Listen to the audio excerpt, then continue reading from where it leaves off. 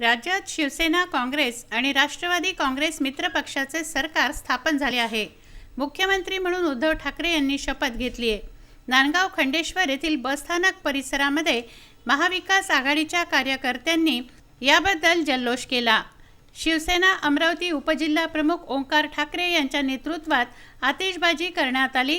गुलाल उधळून एकमेकांना पेढे सुद्धा भरवण्यात आले।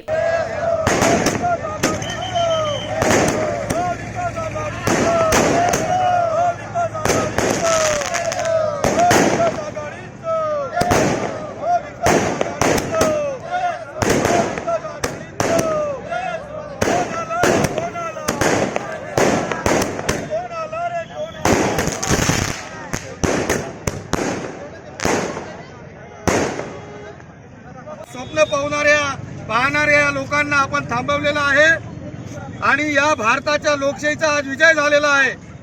या अनुषंगानं शिवसेनेचे कार्याध्यक्ष उद्धवजी ठाकरे साहेब हे मुख्यमंत्री झालेले आहे।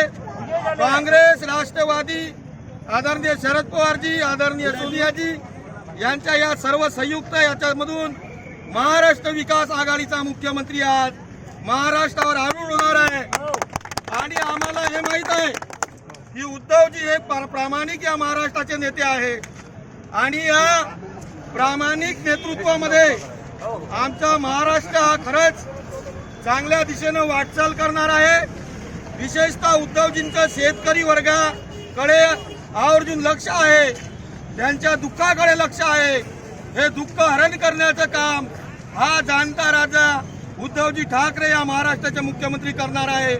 आपण सर्वजण या ठिकाणी आलात, आनंद उत्सव साजरा केलात, त्याबद्दल मी सर्वांचे आभार मानतो। आणि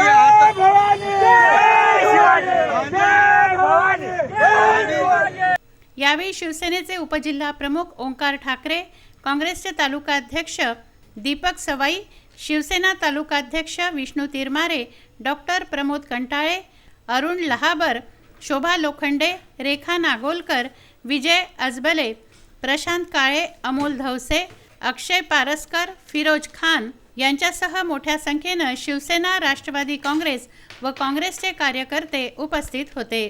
उत्तम ब्राह्मणवाडे, विदर्भ न्यूज, नांदगाव खंडेश्वर।